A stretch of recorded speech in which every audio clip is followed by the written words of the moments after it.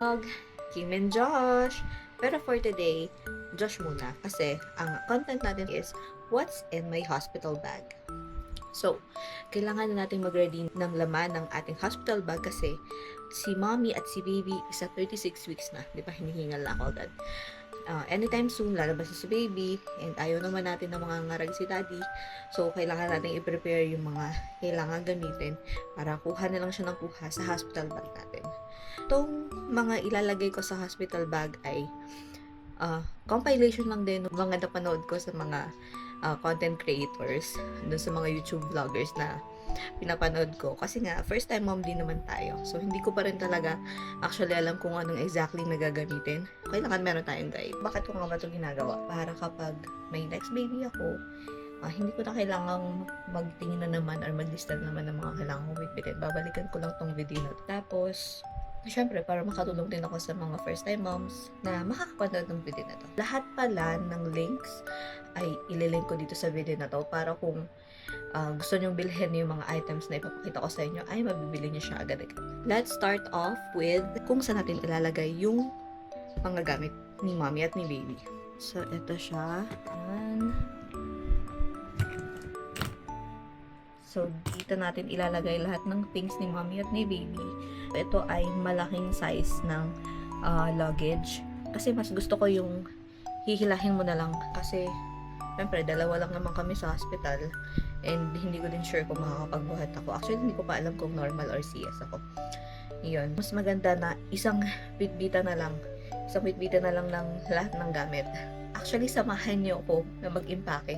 Kasi ngayon ko pa lang siya i-impakehin habang di-discuss ko sa inyo kung ano yung mga magiging laman. Okay. So, ang pinakamahalaga, si baby. Si baby syempre. So, ito yung listahan kong nagawa. Medyo mahaba-haba ang list natin. So, mag-start muna tayo sa mga baby things. Ang baby namin pala is baby girl. And she will be named Lyri Kauri Mercado. So, first, yung mga damit ni baby. Yung mga damit ni baby ay ilalagay ko sa Ziploc. Usually naman ay hanggang 3 days lang yung pag-stay sa hospital. So, prepare ako ng 3 days na damit ni baby. Plus, may isa lang akong extra para sa going home. Ito ay reuse ko lang na Ziploc. Kanina ako bumili. Sinanitize ko na lang siya. Nalagyan ko na lang ng alcohol and everything. Ang isang Ziploc ay maglalaman ng isang tie side. Ito ay paplansyahin ko pa bago ko siya ipack doon. So, yung brand niya is Cotton Central. Kasi, sa lahat ng napanood ko, ito yung lagi nila ginagamit. Pero in fairness nga sa kanya is malambot yung tela niya. Perfect sa sensitive skin ni baby. Actually, ang madami kong damit ni baby ay puro mga onesies. Pero, based sa research ko kasi ay usually tie side talaga yung hinihingi sa hospital kasi para mas mabilis nilang isuot kay baby. At saka, yun, baka kasi hindi nila tanggapin pag once yung binili ko. Yung tie side ko pala ay long sleeves. Kasi baka lamigin si baby. Kasi merong option nito na short sleeve, at saka yung parang sando. Pero long sleeves tayo. And then, ang kapartner nun is yung pajama. Pajama for newborn din. Cotton Central din siya. Cotton Central, yan. Tapos ganun din, makapal yung tela niya, tapos malambot. Ayan. Bib. Bib na white. Cotton Central din. Meron tayong booties. Ang liit-liit. Ito ay Cotton Central din. Nandito sa loob yung kapartner. Tapos, mittens. Kailangan niya ng mittens para hindi niya makalmot yung face. Cotton Central din as well. Plus, yung kanyang bonnet. So, kailangan ni baby ng bonnet. Huwag niyo kakalimutan. Ito ay hindi na Cotton Central. Dun sa buong set niya, ito lang actually yung pink. And then, meron tayong receiving cloth or receiving blanket. Ito yung pambalot ni baby. Ayan, para hindi siya lamigin. Meron siya dito na suotan din ng head ni baby. Tapos, ito ay actually Cotton Central din. And sabi ni Liz, kaya daw itong magamit hanggang 1 to 2 years old. Kasi malaki siya eh. Malaki siya. For baby's comfort. Lahat ng ito ay paplansyahin ko muna bago ko ilagay dun sa Ziploc. Meron akong 3 sets nito. Pakita ko na lang sa inyo kapag napako na. Okay? We're back! So, eto na. Naplansya ko na yung mga gamit ni baby at ilagay natin sa Ziploc. Itong mga Ziploc ay lagyan ko ng pangalan ni baby para hindi magkalituhan kasi for sure madami silang baby na lilinisan or liliguan. So, nilagyan ko na ng pangalan ni baby and then nakalagay din dito is first day attire. Para kapag hiningi ni nurse kay daddy, babasahin niya na lang. So, hugutin niya na. Ito na yun. Magkasama na dito lahat nung set na binanggit ko sa inyo. Meron na tayong isa, dalawa, at yung going home natin. So, yung going home, sinamahan ko na din siya ng cute na attire para pagdating doon, tatanungin ko na lang kung okay lang ba sa kanila na mag-dress ng onesie, magsuot ng onesie. Actually, as a kikay mom, mas gusto ko sanang mas kikay. So, yung medyo pa-dress, ganyan. Pero, nawawalan ako ni dad. Kasi baka daw, sobrang fragile pa ni baby para sa mga attire na ganun. Tapos, magpapack din ako ng separate na muslin cloths. So, meron tayong mga muslin cloths, mga burping essential. Ang lagay dito, ganyan. Tapos, dito mo padidighayin si baby. Ang ganda ng tela nito. Malambot, tapos makapal. Maganda siyang gamitin. Para sa kapag may lungad-lungad si baby, ganyan. Meron tayong pinirepair na 3 pieces ng muslin cloths. Pero, hindi ko na siya isinama dun sa pack ni baby. Kasi baka mawala. Doon na lang kapag nasa room na si baby. Meron tayong rabbit na design. Meron tayong bear na design. Ang cute. Grabe. Tapos meron din tayong strawberry na design. Sobrang cute na talaga. Yeah, I love this. Tapos, meron din pala akong isasama na washcloths. Kapag pinaliguan ni nurse si baby, ito yung pangkuskus niya. Sobrang lambot lang nito talaga. Sobrang lambot. Hindi magagasgas yung balat ni baby kapag binaliguan siya. Nag-prepare lang din ako ng 3, tapos bahala na sila kung i-reuse nila or what. Pero I think hindi i-reuse. Sasama ko na lang din sa ziplock.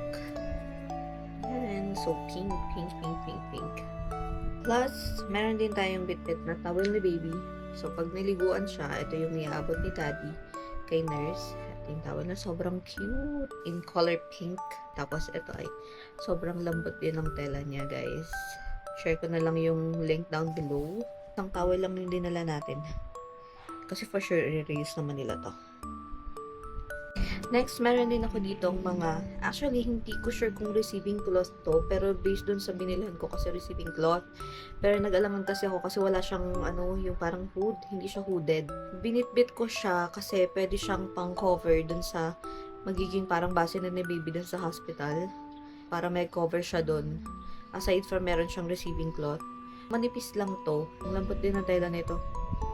Bet na bet ko din to. Sobrang laki niya. Malaki siya.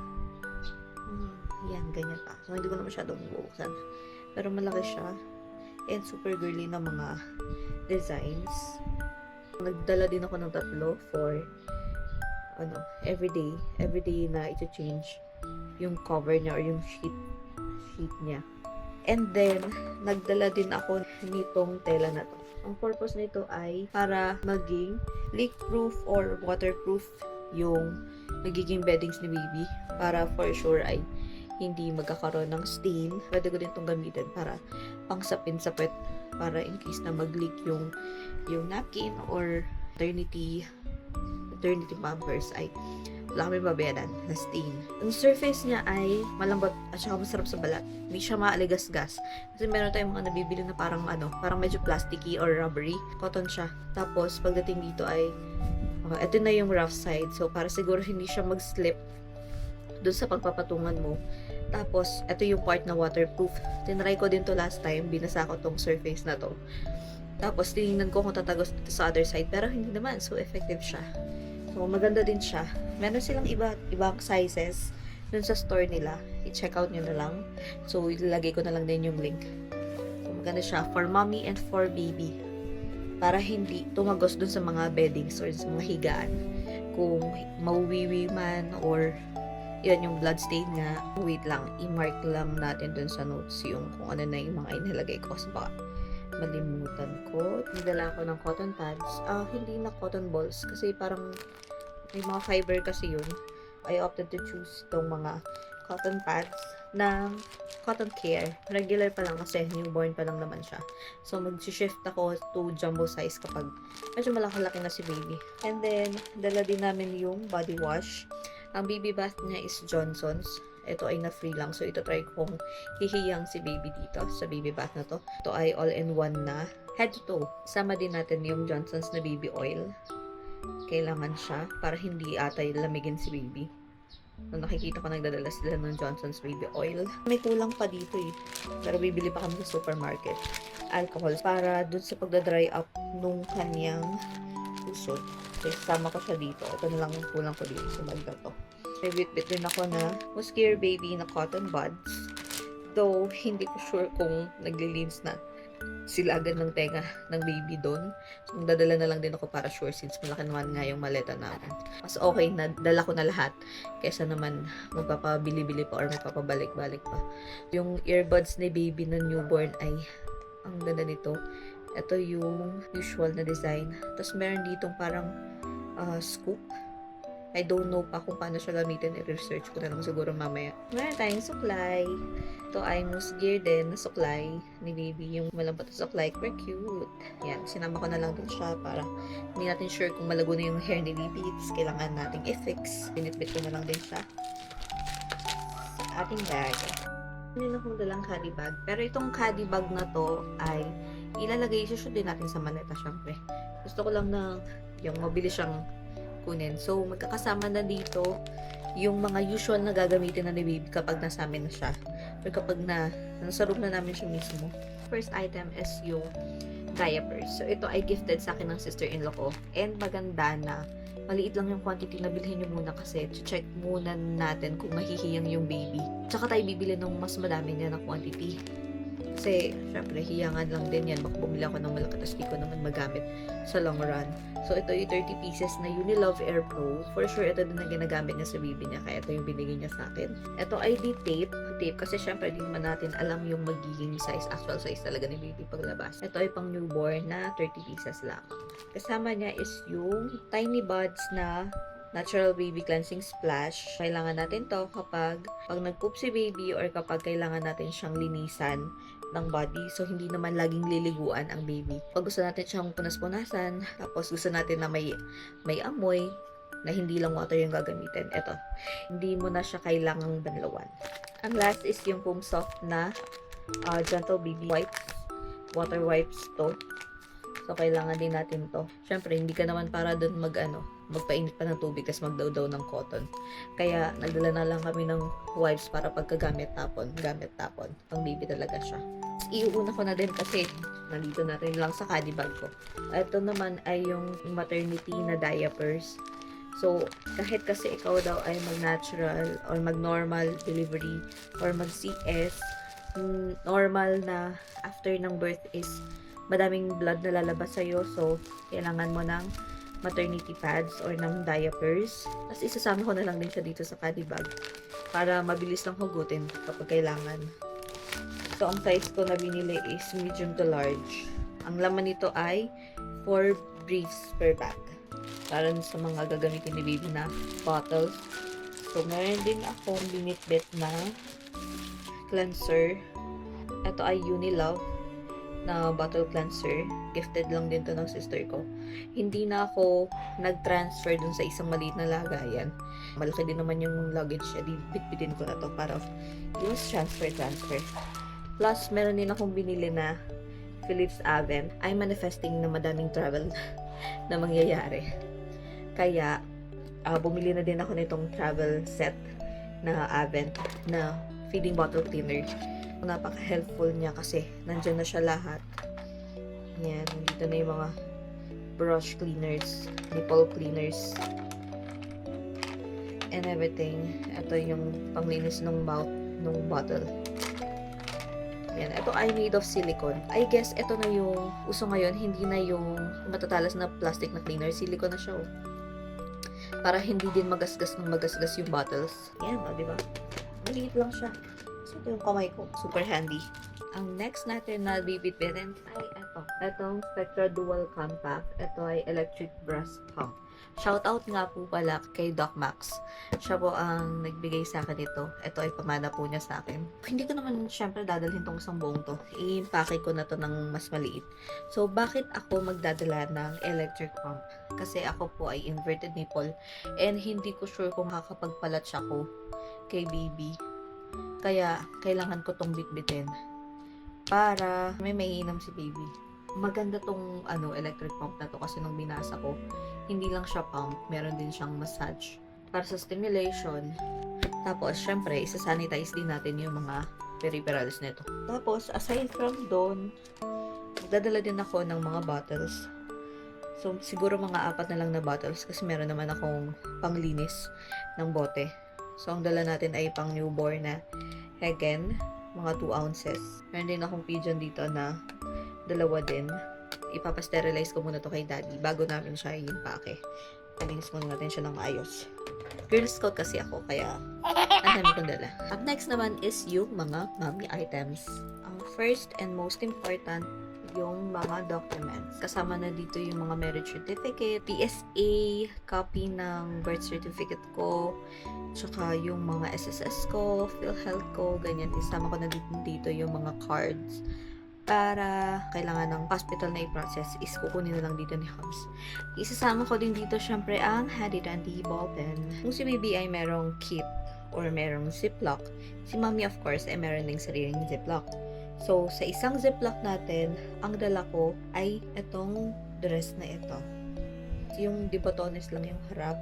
Yan, kung makikita nyo ay di botones siya all throughout hanggang doon sa pinakailalim. Ang botones niya nandito sa harap. Parang ayoko nung yung hospital na gown nila kasi di ba sa likod yun. Pag kailangan kong mag-pump, medyo mahirap siya kasi hupa din ko pa siya sa likod. Tapos syempre kita yung puwet nun. So mas preferred ko to, nagdala na lang ako ng sarili kong damit. Tapos cotton din naman siya. Mapress ko din naman sa katawan. Per day ay meron akong ng ganito. Yan, nabili ko lang din siya online. Meron akong teddy bear na black pink sa girly mom. Aside from that, meron tayong nursing bra. Ganito siya. Padede-ready din yan. Kung ayaw mo siyang kupadin, meron siyang mga butas-butas dyan para ma-access mo na agad yung nipple. Or kung gusto mo siyang tanggalin, buksan. Oh, ganyan lang siya. Hindi mo na siya kailangan buksan dito sa likod. Easy access. Ang brand nito is Mama's Choice. Mama's Choice. Malambot sa balat. Meron din akong 3 niyan. Tapos isang beige. Moving on. Syempre, pag going home tayo, hindi naman tayo para magpajama ulit. Nag-ready din ako ng isang pang going home na maganda-ganda namang tingnan. Hindi ka mukhang nakapambahay. Pero ito is from Latch. Yan yung brand niya, Latch. Para din sa mga padede moms.